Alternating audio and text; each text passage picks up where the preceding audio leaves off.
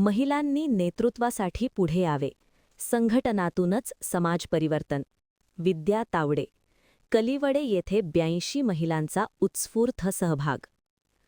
महिलांनी घराच्या उंबरठ्या बाहेर पडून समाजाच्या नेतृत्वासाठी पुढे येणे ही काळाची गरज असून संघटित महिलाच आपल्या हक्कासाठी आणि अन्यायाविरुद्ध प्रभावीपणे लढू शकतात, असे परखड प्रतिपादन सामाजिक कार्यकर्त्या विद्या तावडे यांनी केले.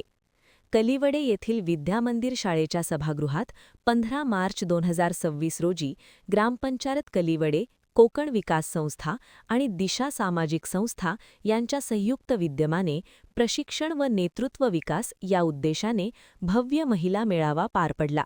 या मेळाव्याला गावातील तब्बल 82 महिलांनी उत्स्फूर्त सहभाग नोंदवत कार्यक्रमाची शोभा वाढवली. मार्गदर्शन करताना विद्या तावडे म्हणाल्या की महिलांनी स्वतःच्या क्षमतेवर विश्वास ठेवत केवळ चूल आणि मुलापर्यंत मर्यादित न राहता सामाजिक, शैक्षणिक आणि आर्थिक क्षेत्रात आपली ठाम ओळख निर्माण करावी.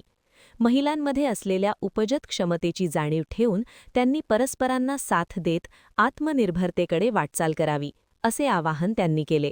यावेळी सामाजिक कार्यकर्ते दयानंद कांबळे यांनी महिलांच्या सर्वांगीण विकासासाठी संघटन शक्ती आणि नियोजनबद्ध प्रयत्नांची आवश्यकता अधोरेखित केली.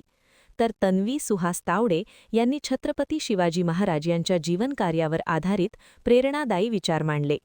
मेळाव्यातील नवी सुरुवात हे सत्र विशेष आकर्षण ठरले. या सत्रात महिलांनी आपल्या जीवनातील संघर्ष, अडचणी आणि यशोगाथा मोकळेपणाने मांडल्या.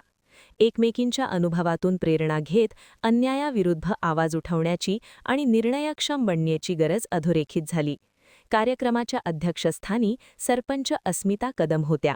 प्रास्ताविक अंजुम शेख यांनी केले, तर सूत्रसंचालन व आभार प्रदर्शनही सरपंच अस्मिता कदम यांनीच पार पाडले.